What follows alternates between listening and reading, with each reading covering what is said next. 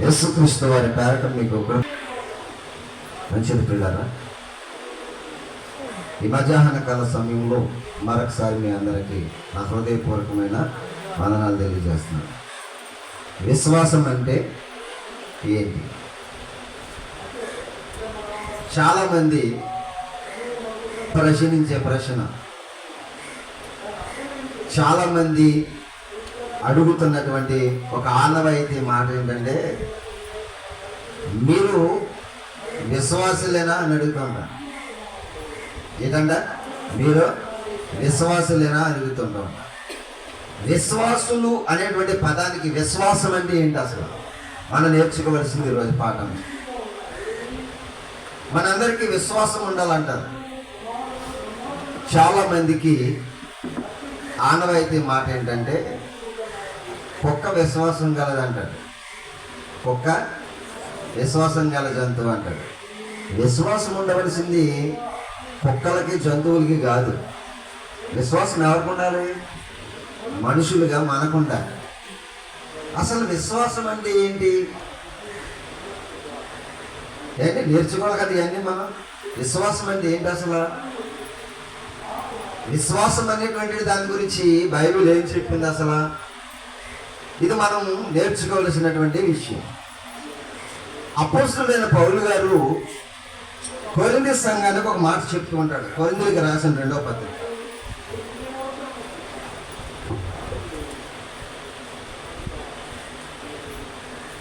కొరింథీయులకు రాసిన 2వ పత్రిక 13వ అధ్యాయము 5వ వచనంలో ఒక అద్భుతమైన మాట మనకి కనిపిస్తూ ఉంటుంది. కొరింథీయులకు రాసిన 2వ పత్రిక 13వ అధ్యాయము 5వ వచనం చదవండి.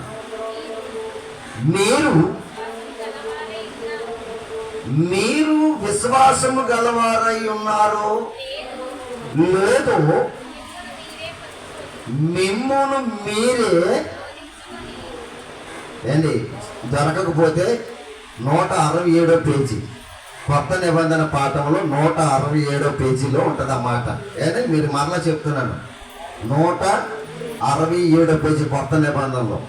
ఏంటి 2వ కొరింథీ, కొరింథీయులకు రాసిన 2వ పత్రిక 13వ అధ్యాయం 5వ వచనం చదువుతున్నారు. జాగ్రత్తగా చూడండి ఆ మాట. మీరు విశ్వాసము గలవారై ఉన్నారు లేదో మిమ్మును మీరే శోధించుకుని చూచుకునుడి, మిమ్మును మీరే పరీక్షించుకోండి. మీరు విశ్వాసులేనా? మీరు విశ్వాసంలో కాదా? మీరు మిమ్మల్ని మీరే ఏం చేసుకోవాలంట? పరీక్షించుకోవాలి. చాలా మంది మేము చాలా గొప్ప విశ్వాసాలు అని చెప్పుకుంటూ ఉంటారు. మీరు విన్నారో లేదో నాకు తెలియదు, కానీ చాలా మంది క్రైస్తవులు ఏమని చెప్తారు తెలుసండి? మేము పుట్టి క్రైస్తవులు అండి, మాకు కావలసినంత విశ్వాసం మా దగ్గర ఉన్నది అని చెప్తూ ఉంటారు. అసలు విశ్వాసం అంటే ఏంటి? విశ్వాసం ఎందుకు ఉండాలని చెప్తున్నాడు? విశ్వాసము గలవారై ఉన్నారో లేదో చూసుకోండి అంటున్నాడు. చూడండి, మీరు విశ్వాసము గలవారై ఉన్నారో లేదో మిమ్మల్ని మీరు ఏం చేసుకోవాలంట? పరీక్షించుకోవాలంట. ఎలా పరీక్షించుకోవాలి? అసలు మన విశ్వాసమని ఎలా పరీక్షించుకుంటే మనకు తెలుస్తుంది ఏంటి? ఎప్పుడైనా ఆలోచించారా? నేను విశ్వాసిని అని నేను తెలుసుకోవాలంటే పరీక్షించుకోమన్నాడు. ఎలా పరీక్షించుకోవాలి? ఎలా పరీక్షిస్తే మనకి తెలుస్తుంది? అర్థమవుతుందని నేను చెప్తున్నమాట. పరీక్షలు మనం విశ్వాసులమో అవిశ్వాసులమో తేలుతుంది. ఉదాహరణకు ఒక మాట చెప్తాను, మీరు జాగ్రత్తగా వినండి. ఎగ్జామ్ రాయడానికి వెళ్ళినప్పుడు, ఎగ్జామ్లో 10th క్లాస్ ఎగ్జామ్లో ఎగ్జామ్ రాసిన తర్వాత వాడు బాగా చదివినవాడు బాగా చదవనివాడు ఆ రిజల్ట్ చెప్తుంది. అర్థమవుతుంది మీకు? రాస్తారు 10th క్లాస్ ఎగ్జామ్ రాస్తారు. పబ్లిక్ ఎగ్జామ్ రాసినప్పుడు ఆ ఎగ్జామ్ పేపర్ వెళ్తుంది, దిద్దుతారు.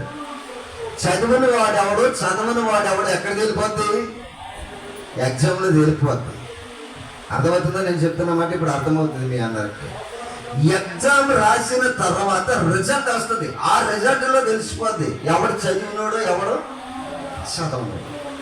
ఇప్పుడు దేవుడు కూడా మనల్ని ఏమని చెప్తున్నాడంటే, మీరు విశ్వాసము గలవారై ఉన్నారో లేదో మిమ్మల్ని మీరు ఏం చేసుకోవాలంట, పరీక్షించుకోండి అంటున్నాడు.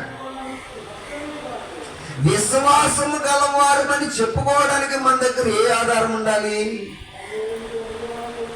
ఏ ఆధారం ఉండాలి ఏంటి? 10th నుంచి ఇంటర్లోనికి వెళ్ళాలంటే వాడి సర్టిఫికెట్ ఇవ్వాలి. ఎగ్జామ్ రాసిన తర్వాత పాస్ అయ్యాడు అనే సర్టిఫికెట్ ఇస్తేనే వాడు ఇంటర్లోనికి ఎంటర్ అవుతాడు. ఇంటర్లోకి ఎంటర్ అవ్వాలంటే ఏముండాలంట అంటే సర్టిఫికెట్ ఉండాలి. ఇప్పుడు దేవుడు కూడా అంటున్నాడు, సంఘములో నీవు ఎంటర్ అవ్వాలంటే, సంఘములో సభ్యత్వం కలిగిన వ్యక్తిగా నువ్వు ఉండాలంటే, నీవు విశ్వాసమో కాదో నిన్ను నీవేం చేసుకోవాలంట, పరీక్షించుకోవాలి. ఎలా పరీక్షించుకోవాలి? విశ్వాసం అనేటువంటిది ఎలా పరీక్షిస్తే నేను విశ్వాసం అనే సంగతి మనకి తెలుస్తుంది. అర్థమవుతుందా? ఎందుకు విశ్వాసము గలవారై ఉన్నారు లేదా పరీక్షించమన్నాడంటే, హెబ్రీయులకు రాసిన పత్రిక 11వ అధ్యాయం 6వ వచనంలో ఒక అద్భుతమైన మాట ఉంటుంది మనకి. ఏండి?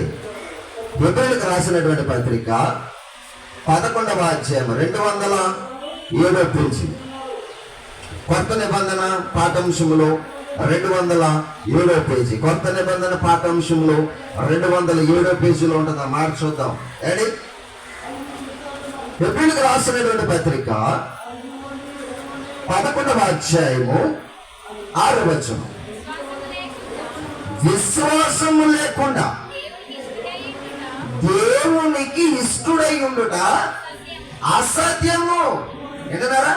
విశ్వాసము లేకుండా దేవునికి ఇష్టడై ఉండుట అసాధ్యము.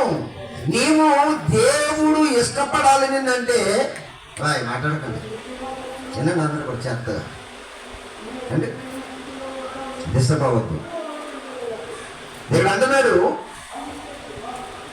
విశ్వాసము లేకుండా ఎవడు దేవునికి ఇష్టడుగా ఉండలేడు. ఇప్పుడు దేవుడు నిన్ను ఇష్టపడుతున్నాడో లేదో అని తెలవాలని అంటే మీలో ఏముండాలి? విశ్వాసం. ఆ విశ్వాసం ఉన్నదో లేదో నువ్వేం చేసుకోవాలి? ఇప్పుడు పరీక్షించాలి.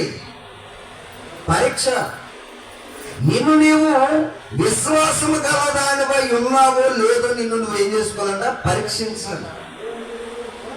బైబిల్ అదే చెప్తుంది. విశ్వాసం అంటే ఏంటి అసలా? విశ్వాసం అనేది ఎలా ఉంటుంది అసలా?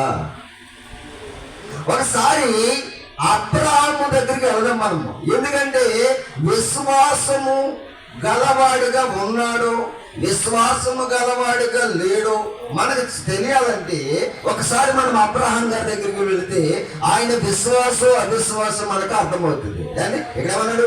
విశ్వాసము లేకుండా ఎవ్వడును దేవునికి ఇష్టడై ఉండలేడు. మనము దేవునికి ఇష్టం అవ్వాలని అంటే మనలో ఏముండాలంట? విశ్వాసం. ఏంటి విశ్వాసం? అది మనకు వచ్చింది. విశ్వాసం అంటే ఏంటి అండి? బైబిల్ ఏమని చెప్తుంది?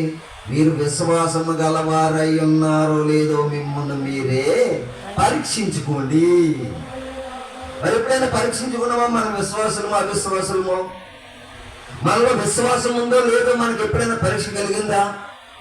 నేను బాప్తిసం తీసుకున్నాను కదా, దేవుని కొరకు బ్రతుకుతున్నాను, ఆరాధనలో పాలు భాగస్థురాలను అవుతున్నాను, నేను విశ్వాసనేనా అని ఎప్పుడైనా పరీక్షించుకున్నారా? అసలు నీకు విశ్వాసం ఉందో లేదో చూసుకున్నావు ఎప్పుడైనా? విశ్వాసం లేకపోతే దేవునికి ఇష్టపడడు. నువ్వు దేవునిలో ఉన్నావు అని చెప్పుకుంటే సరిపోదు. నిన్ను దేవుడు ఇష్టపడాలంటే నీళ్ళేముండాలంట? విశ్వాసం ఉండాలి. అది ఎలాగుంటుందో మీకు చూపిస్తాను నేను బైబిల్లో నుంచి. రోమీయులకు రాసినటువంటి పత్రిక 4వ అధ్యాయము 18వ వచనం నుంచి చదువుకుందాం. రోమీయులకు రాసినటువంటి పత్రిక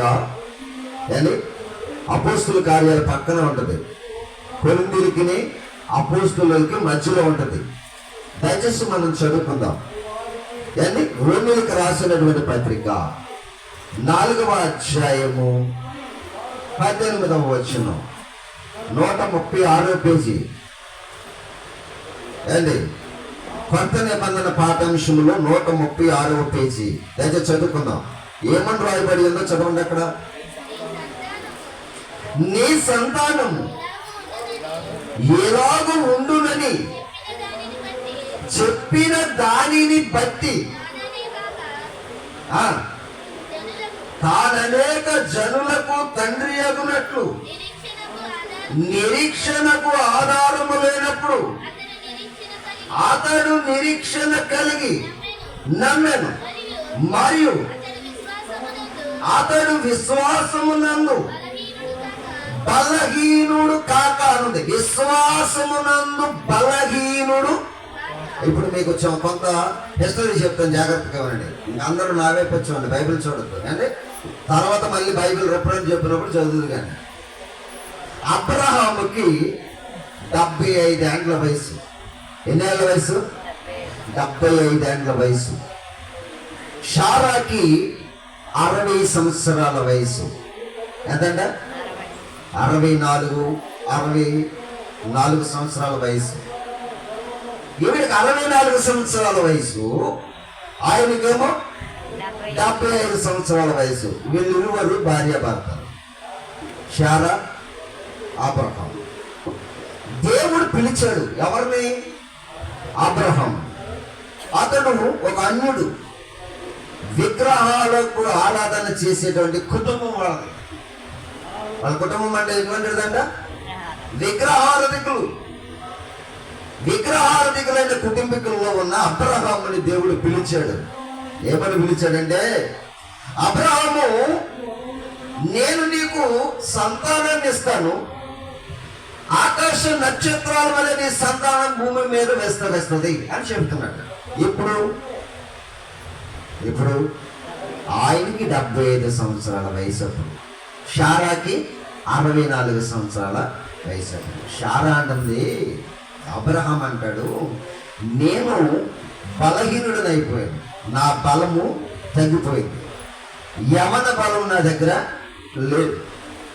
అలాగని నా భార్య గర్భవతి అయ్యేటువంటి గర్భమును బలపరుచుకునేటువంటి స్థితిలో లేదు. ఆమె అన్నం కూడా బలహీనమైపోయింది. ఆవిడ కూడా శరీరము ముడిగిపోయిందిగా ఉంది, గర్భం ముడిగినదా ఉంది అని చెప్తాడు అబ్రహాం గారు. ఇప్పుడు ఈవిడికి పిల్లలను కనే శక్తి లేదు, కానీ ఇతనికి బలమైన శక్తి కూడా ఇతని దగ్గర లేదు. ఇప్పుడు ఈ బలహీనమైనటువంటి సమయాల్లో వీళ్ళిద్దరికి దేవుడు అంటున్నాడు, మీరు పిల్లల్ని కంటారు అని చెప్తున్నాడు. ఏం కంటారని చెప్తున్నాడు? పిల్లల్ని కంటారని చెప్తున్నాడు. ఇప్పుడు అబ్రహాము ప్రశ్నల మీద ప్రశ్నలు వేశాడు, కానీ బిడ్డల్ని దేవుడు ఇస్తానన్నాడు, కంటమన్నాడు. కనుక వాళ్ళు ఏం చూపించారంటే విశ్వాసము గలవారిగా ఉన్నారు. ఎలా ఉన్నారంట? నమ్మారు. దేవుడు మాకు పిల్లల్ని ఇస్తాడు అనేటువంటి నమ్మకము వారు దేవుని మీద కలిగి ఉన్నారు. వీళ్ళు నిరీక్షణ కలిగి ఉన్నారు. దేని కొరకు? పిల్లల కొరకు. ఇప్పుడు నిరీక్షణగానే మిగిలిపోతుంది, కానీ పిల్లలు మాత్రం పట్టడం లేదు. ఇంచుమించుగా 25 సంవత్సరాలు గడిచిపోయింది. అబ్రహాం గారికి ఏ వయసు వచ్చింది? అండ్ అబ్రహాం గారికి ఏ వయసు వచ్చింది? 99 సంవత్సరాల వయసు వచ్చింది. ఎవరికి? అబ్రహాం గారికి. షారా గారికి 90 సంవత్సరాల వయసు వచ్చింది. ఆవిడికి 90 సంవత్సరాల వయసు వచ్చింది. ఈయనకేమో 99 సంవత్సరాల వయసు వచ్చింది. ఇప్పుడు 25 సంవత్సరాల క్రితం వచ్చిన వాగ్దానము వీరి పట్ల నెరవేరలేదు. కానీ మీరు ఏమన్నారంటే దేవుడు సమర్థుడు, చేయగలడు. నిరీక్షణకు ఆధారం లేనప్పుడు వారు దేవుణ్ణి నమ్మాలి. నిరీక్షణకు ఆధారం అంటే ఏంటి అని అంటే, వాళ్ళ గర్భాల్లో నుంచి పిల్లల పుట్టరన్నటువంటి ఆ గర్భం లేనటువంటి స్థితిలో కూడా దేవుని మీద ఆధారపడ్డారు. ఇప్పుడు దేవుని నమ్మినప్పుడు దేవుడు తగిన సమయంలో అబ్రహామును అన్నాడు, నీ భార్య మరుసటి ఆట బిడ్డనే కంటది, ఆయనకి ఇస్సాకు అని పేరు పెడతామని చెప్పాడు. ఈ 25 సంవత్సరాలు నిరీక్షణ కలిగి ఉన్నాడు ఎవరు? అబ్రహాం. ఈ 25 సంవత్సరాలు నిరీక్షణ కలిగి ఉన్నాడు అబ్రహాము బిడ్డల కోసం. దీనినే విశ్వాసము అంటారు. విశ్వాసం అంటే ఏంటో తెలుసండి? నిరీక్షించడం. దేవుడిది చేయగలడు అని నిరీక్షించడం, దాన్ని పొందటం. ఇప్పుడు అబ్రహాము గారు నిరీక్షించాడు, ఒక బిడ్డను కన్నాడు, ఆయన పేరే ఏం పేరండి? ఇస్సాకు. ఇప్పుడు 75 సంవత్సరాల వయసులో వాగ్దానం చేశాడు దేవుడు, 25 సంవత్సరాలు ఎదురు చూశాడు. ఎన్ని సంవత్సరాలు?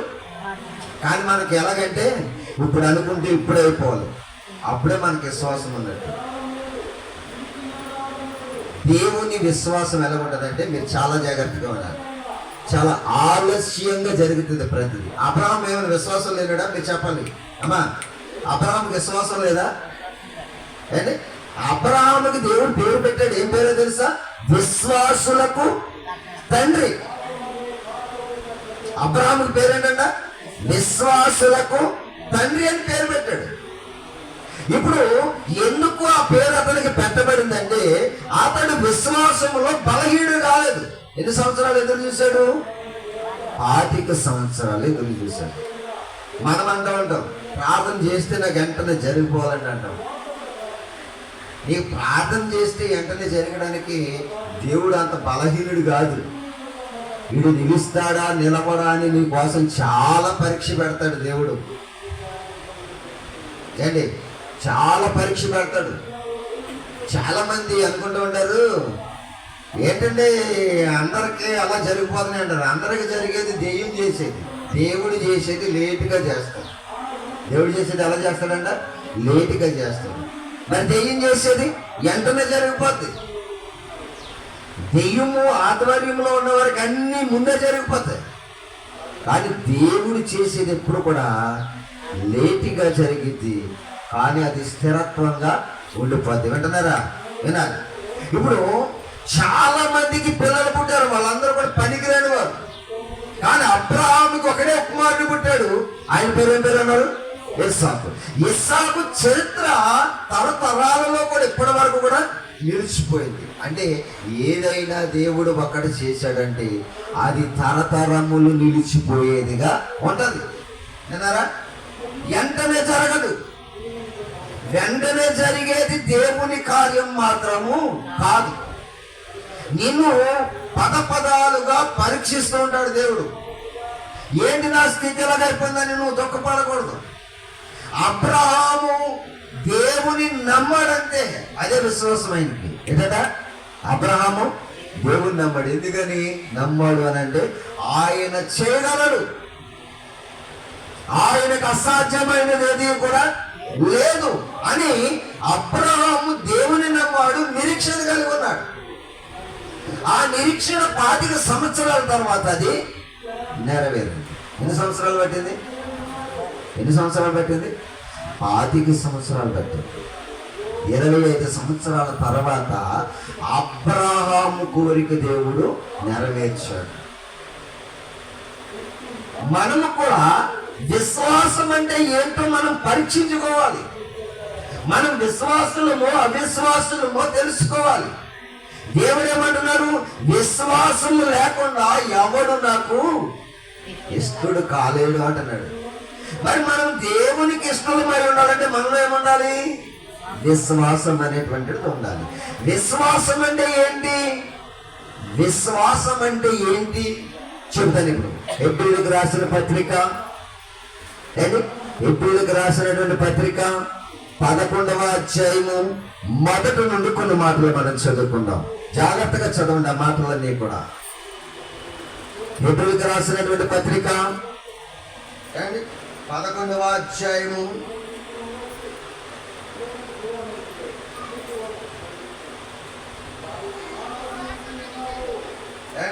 11వ అధ్యాయము మొదటి వచనం.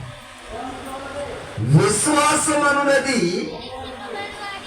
నిరీక్షింపబడి వాటి యొక్క నిజ స్వరూపమును అదృశ్యమైనవి ఎన్నమనుటకు రుజువునైనది. విశ్వాసం అన్నది నిరీక్షింపబడు వాటి యొక్క నిజ స్వరూపము. నిరీక్షణ అంటే అర్థం ఏంటి తెలుసా? నిరీక్షణ అంటే ఏంటి? మనం పొందబోయే దాని కొరకు ఎదురు చూడటం. మనము పొందబోయే దాని కొరకు ఎదురు చూడటం.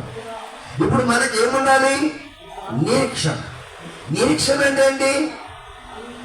ఏంటి అమ్మ, అర్థమవుతుందని నేను చెప్తున్నమాట, వినాలి అందరూ కూడా. నిరీక్షణ అంటే ఏంటి అంటే, ఇప్పుడు మనం అందరం కూడా బాప్తిస్మం పొందాం. దేనికి పొందాం చెప్పండి, పర్లేదు. బాప్తిస్మం ఎందుకు తీసుకున్నాం?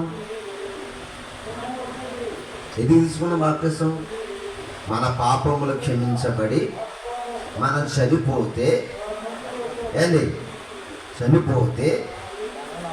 పరదేశికి వెళ్ళి యేసు ప్రభు వచ్చినప్పుడు మరలా పరలోకానికి వెళతాం కనుక ఆ పరలోకం కొరకు బాప్తిస్మం మనం అందరం కూడా పొందాం. వినాలి, మనమందరం దేనికోసం బాప్తిస్మం పొందాం? పరలోకం కొరకు బాప్తిస్మం. పరలోకాన్ని ఇందులో ఎవరైనా చూసారా? ఎవరైనా? నేను చూసానన్న వాళ్ళు ఎవరైనా ఉన్నారు? పరలోకం ఇప్పుడు పాతాళ లోకం చూసిన వాళ్ళు ఎవరైనా ఉన్నారు? ఎవరు చూడలేదు. కానీ పరలోకము ఉందని నువ్వేం చేస్తావు? అమ్మా వినాలి, పరలోకం ఉందని నువ్వేం చేస్తావు? విశ్వాసం చేస్తావు. విశ్వాసం కలిగి ఉన్నావు. నిరీక్షణ అన్నారు దాన్ని. నువ్వు పరలోకం వరకు నిరీక్షణ కలిగి ఉన్నావు. అది నీకు కనిపించడం లేదు, అదృశ్యమైంది అంటున్నాడు. మరలా చదువమ్మా, 11వ అధ్యాయము 1వ వచనం మరలా చదువు. విశ్వాసం అన్నది నిరీక్షింపబడు వాటి యొక్క అంటున్నాడు. నిరీక్షింపబడు వాటి యొక్క నిజ స్వరూపమును. అదృశ్యం అంటే అర్థమైంది తెలుసా? కనబడనవి. అదృశ్యం అంటే ఏంటో తెలుసా? కనబడనవి. కనబడనవి అంటే పరలోకం కనబడడం లేదు మనకి, పాతాళం కనబడడం లేదు మనకి, యేసు ప్రభువును చూడలేదు మనం. మొదటి మనుషుడు ఆదామును కూడా మనము చూడలేము. ఆదాము నుండి వచ్చామని నమ్ముతున్నాం, విశ్వాసం. కానీ యేసు ప్రభువు పాపలందరి కొరకు మరణించి సమాధి చేయబడి తిరిగి లేపబడి పరలోకానికి వెళ్ళిపోయాడని విశ్వసిస్తున్నాం. ఆయన ఎప్పుడైనా చూసాం యేసు ప్రభు అని మనం? అండి అపోస్తలులను చూసామా? ఆయన శిష్యుల్ని, యేసుక్రీస్తు వారి శిష్యులను ఎవరైనా చూసారా?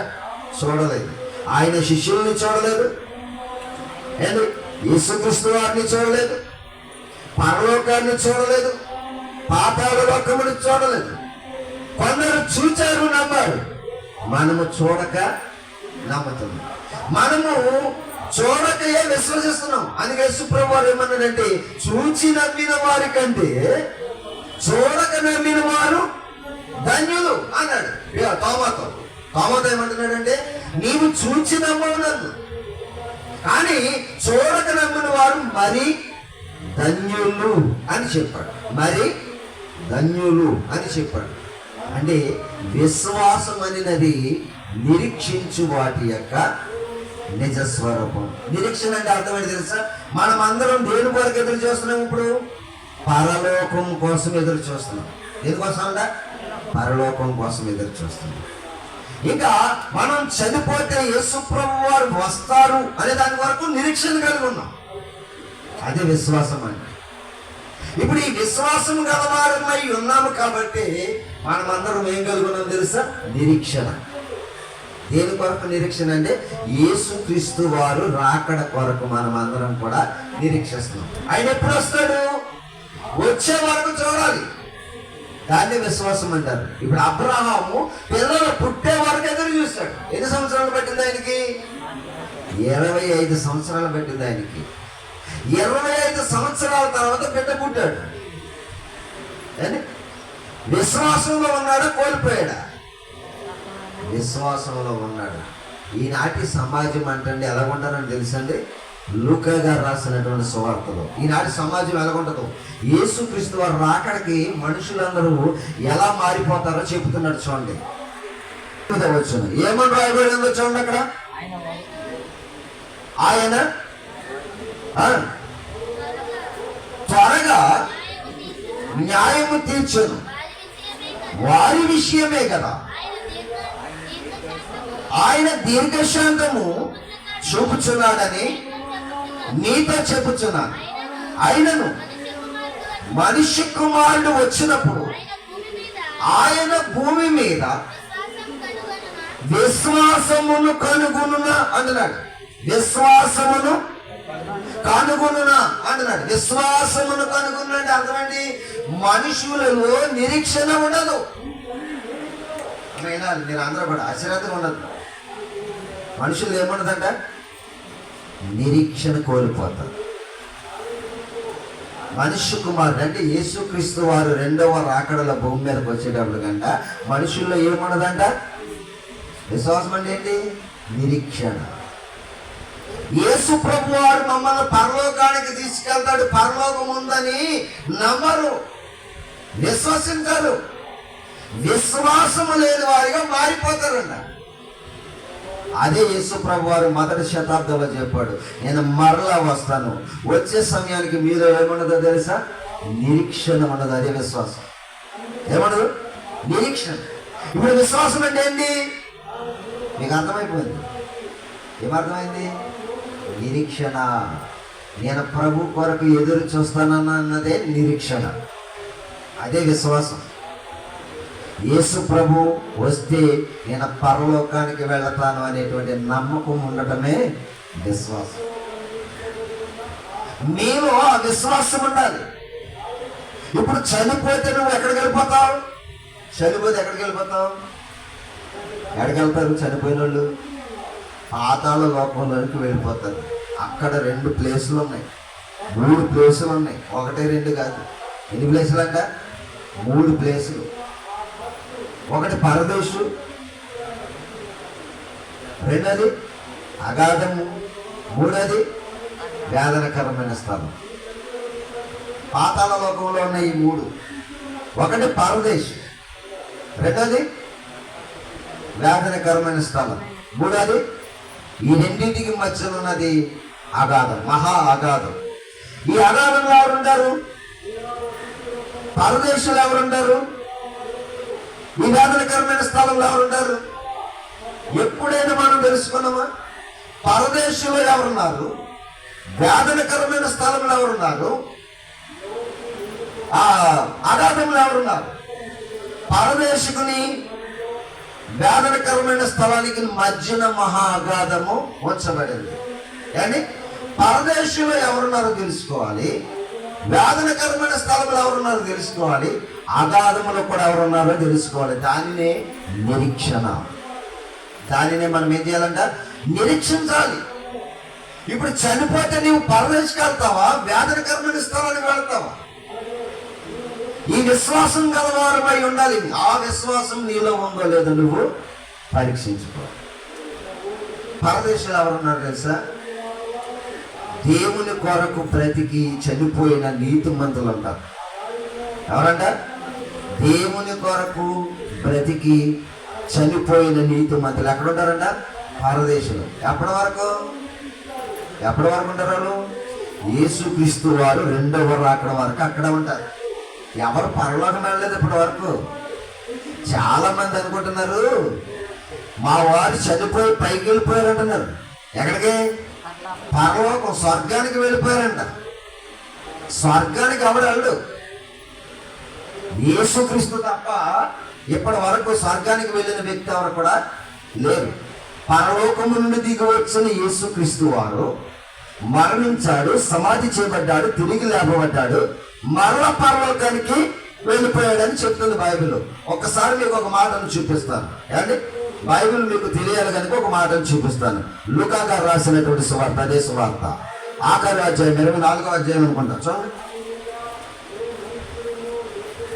లూకా గారు రాసినటువంటి సువార్త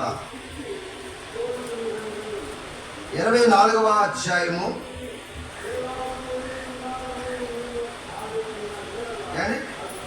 24వ అధ్యాయము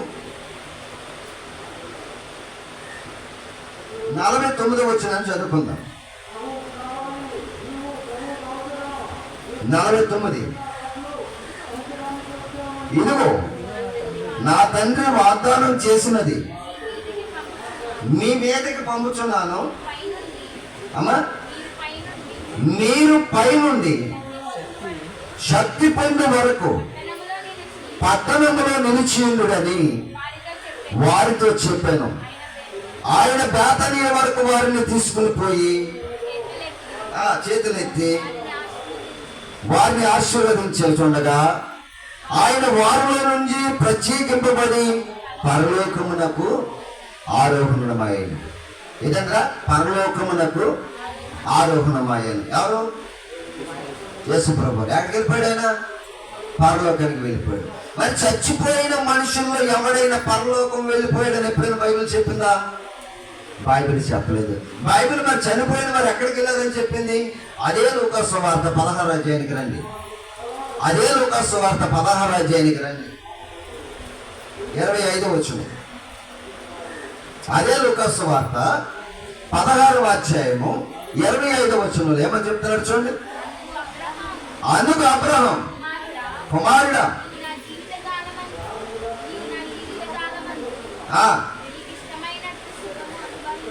అనుభవించింది. 23 నుంచి చదవడమ్మా. అప్పుడు పాతాళములు బాధపడచ్చు కనులెత్తి దూరము నుండి అబ్రహామును అతని రొమ్ముని ఆనుకుని ఉన్న లాజరును చూచి, తండ్రివైన అబ్రహామా, నా యందు కనికరపడి తన వేలుకొనను నేలలో ముంచి నా నాలుకను చల్లార్చుటకు లాజరును పంపమని నేను ఈ అగ్ని జ్వాలల్లో యాతన పడుచున్నానని కేకలు వేశాను చెప్పాను. అందుకు అబ్రహాం, కుమారుడా, నీవు నీ జీవిత కాలం అంతయు నీకు ఇష్టమైనట్టు సుఖమును అనుభవించితివి. అలాగునని లాజరు జ్ఞాపకం చేసుకును. ఇప్పుడైతే వాడి ఇక్కడ నెమ్మది పొందుచున్నాడు, నువ్వు యాతన పడుచున్నావు. అంతేకాక అక్కడ నుండి ఎక్కడ నుండి అగ్ని జ్వాలలలో యాతనకరమైన స్థలము నుండి పరదేశంలో ఉన్న మా యొద్దకు దాటి రాజాలకున్నట్లు మీకును మాకును మధ్య మహా అగాధం ఉంచబడింది అంటున్నారు చూడండి. ఇది ఎక్కడుంది? ఎక్కడుంది? ఏ లోకమంది? పాతాళ లోకమంది ఉంది. ఏ లోకమంది ఉందంట అన్నాడు అక్కడ. పాతాళ లోకమంది ఉందా? బైబిల్లో లేదా? పాతాళ లోకంలో చనిపోయిన వారందరూ బంధించబడుతున్నారు. ఇప్పుడు పాతాళ లోకంలో పరదేశంలోనేమో నీతిమంతులు ఉన్నారు. నీతిమంతులు ఎవరు? బాప్తిసం తీసుకుని భూమి మీద దేవుని కొరకు ఒక ప్రత్యేకముగా బ్రతికినటువంటి వారందరూ చనిపోయిన వెంటనే ఎక్కడికి వెళ్ళిపోతారు తెలుసా? పరదేశికి వెళ్ళిపోతారు. తమ ఇష్టానుసారంగా తింటూ తాగుతూ సుఖాన్ని అనుభవించుకుంటూ అసలు దేవునినే పట్టించుకుని వారందరూ కూడా ఎక్కడికి వెళ్ళిపోతారు తెలుసా? వేదనకరమైన స్థలానికి వెళ్ళిపోతారు. ఇక్కడ వేదనకరమైన స్థలంలో అగ్ని జ్వాలల మధ్యన ఏం చేస్తారంట? వేదన పొందుతారంట. మళ్ళా వీరికి వారికి మధ్య ఏముందని చెప్పాడు అక్కడ? మీకును మాకును మధ్య ఏముందని చెప్పాడు? అగాధం ఉంది అంటున్నాడు. మరి అగాధంలో ఎవరున్నారు చెప్పాలి? పరదేశులేనేమో నీతిమంతులు అందరూ ఉన్నారు. వేదనకరమైన స్థలంలోనేమో దేవుని కొరకు బ్రతకిన వారు అందరూ ఉన్నారు. మరి ఈ వేలకి వాళ్ళకి మధ్యలో ఉన్న అగాధంలో ఎవరున్నారు?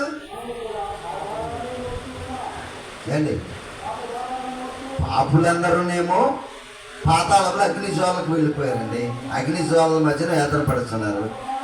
దేవుని కొరకు బ్రతికి చనిపోయిన వారందరూ పరదేశంలోకి వెళ్ళిపోయారండి. మరి వీరికి వారికి మధ్య ఏముంది? అగాధం ఉంచబడింది. అగాధంలో ఎవరున్నారు చూపిస్తారు బైబిల్లో నుంచి. పేతురు గారు రాసిన మొదటి పత్రిక పేతురు గారు రాసిన పత్రిక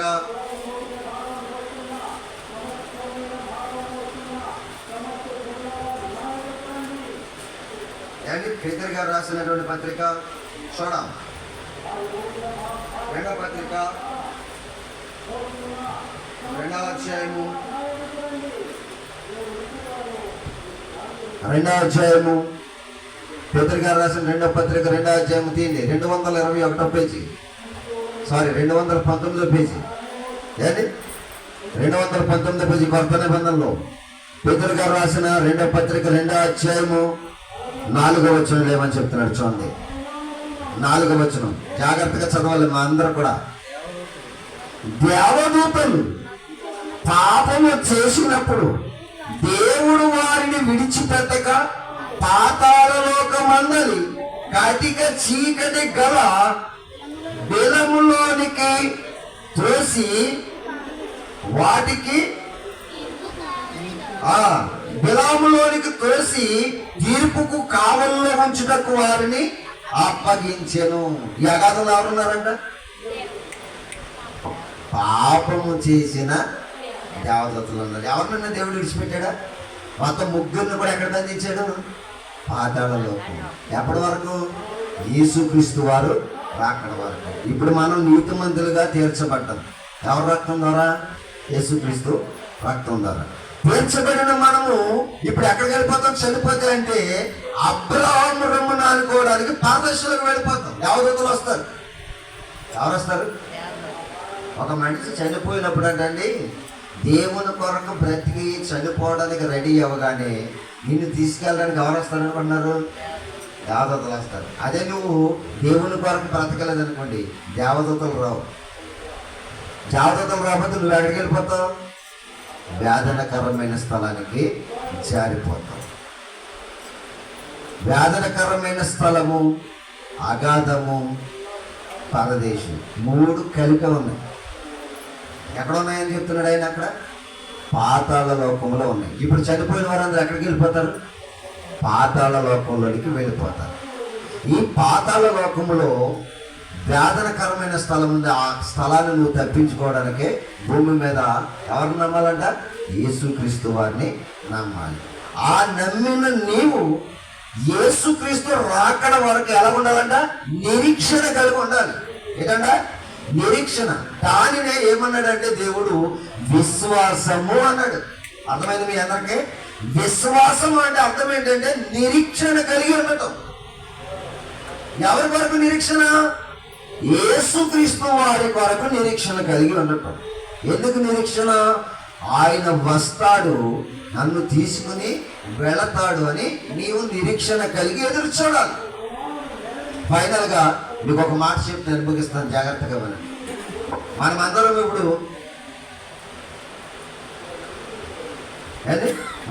ఇప్పుడు ఇక్కడి నుంచి మనం ఏ ఢిల్లీలో వెళ్ళాలనుకున్నాం. ఢిల్లీ వెళ్ళాలనుకున్నప్పుడు టికెట్ అన్నీ కూడా రెడీ చేసుకుని ట్రైన్ కొరకు ఎదురు చూస్తూ కూర్చుంటాం.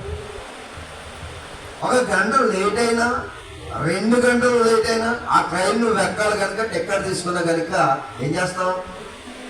ఎదురుకి వస్తారా? టికెట్ చింపేసి వచ్చేస్తారు. చెప్పాలి మీరు అందరూ ఏం చేస్తారు? ఇప్పుడు 10 గంటలకు ట్రైన్ అన్నారండి, మీరు 9 గంటలకి వెళ్ళిపోయి టికెట్ తీసుకుని అన్నీ రెడీ అయిపోయి కూర్చున్నారు. 10 గంటలకు రాలేదు. ట్రైన్ ఆలస్యంగా నడుస్తుంది, పలానా చోట ఆగిపోయింది అంటారు. ఉంటావా? వచ్చేస్తావా? దానినే విశ్వాసం, నిరీక్షణ అంటారు. దానిని ఏమంటారు? నీవు ఎక్కవలసిన దాని కొరకు ఎదురు చూడడమే నిరీక్షణ. ఇప్పుడు యేసుక్రీస్తు వారు నిన్ను పరలోకానికి తీసుకెళ్తాడని నమ్మి ఎదురు చూడడమే విశ్వాసం.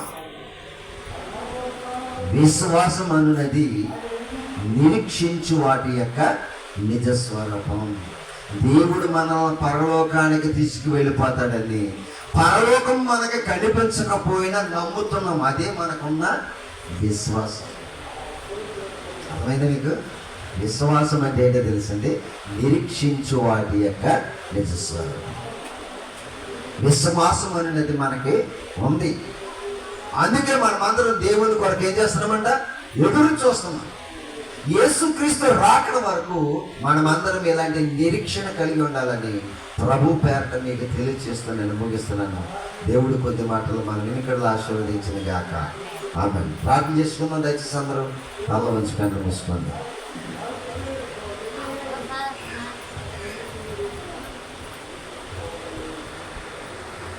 ప్రార్థన.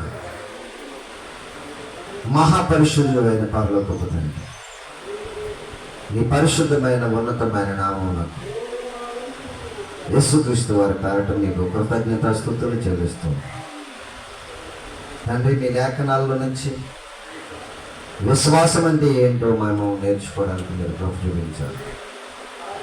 విశ్వాసం అంటే మాకు కనిపించనివి ఉన్నదని మేము నమ్మి వాటి కొరకు ఎదురు చూడటమే అని మీ లేఖనాల ద్వారా మాకు బయలుపరిచిన విధానాన్ని బట్టి మీకు స్తోత్రాలు చెల్లిస్తున్నాను. ఇదిగో నీ పిల్లలందరినీ మీ చేతులకు అప్పగిస్తుంది. వారందరి ఎడల మీ కృపను చూపించండి. వారందరి ఎడల మీ చిత్తాన్ని జరిగించండి. తండ్రి, మీ కుమారుడు జాన్ పీటర్కి మంచి ఆరోగ్యం దయచేయండి. అలాగే మా ప్రభా దుర్గారాకు కూడా మంచి ఆరోగ్యాలు మీరు దయచేయండి. మరి అజర్ శాస్త్రి కూడా మా ప్రభా మరి చేయి బలహీనమై ఉన్నదని మా ప్రభు చెప్పాడు. మీ కుమారుని స్వస్థపరచండి, ఆరోగ్యం తెచ్చండి, నీ కొరకు బ్రతికే భాగ్యం అనుగ్రహించండి. ఇదిగో మా ప్రభు కూడి వచ్చిన ప్రతి బిడ్డను మీరు పేరు పేరు చెప్పుకుని వచ్చారు. తల్లి మనమ్మ గారు కూడా మంచి ఆరోగ్యాన్ని మీరు దయచేయమని ప్రార్థిస్తాం. ఇదిగో మా ప్రభు కూడి వచ్చిన సంఘ విశ్వాసులందరూ ఏడ మీ చిత్తాన్ని జరిగించండి. ఇంకెవరైతే బలహీనులు ఉన్నారో వారందరినీ కుటుంబాల్లో సమాధానము కలిగించి నీ కొరకు బ్రతికే భాగ్యం దయచేయండి. నువ్వు నాకు ఇచ్చిన భార్య, ఇద్దరు కుమారులు కుమార్తెను నాయన మీ రెక్కల చాటును భద్రపరిచి కాపాడమని ప్రార్థిస్తాను. మీ సేవకుడే నన్ను కూడా మీరు జ్ఞాపకం చేసుకోండి. ఇంకా మీ పిల్లలకు మీ మహాజ్ఞానాన్ని ఎలా వివరించాలో తెలుగుని వివేచన మీద ఆశ్రయాన్ని నాకు అనుగ్రహించండి.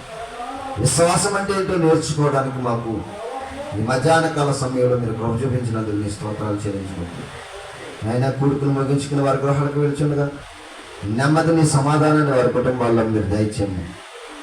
మమ్మల్ని అందరినీ కూడా మరల మీ చిత్తం అయితే ఇలా కలుసుకోవడానికి మీ కృపను దయచేయమని మా ప్రభువుని మీ ప్రియ కుమారుడు మా రక్షకుడునైన యేసుక్రీస్తు వారి నామములో ప్రార్థించి వేడుకుంటున్నాం తండ్రి.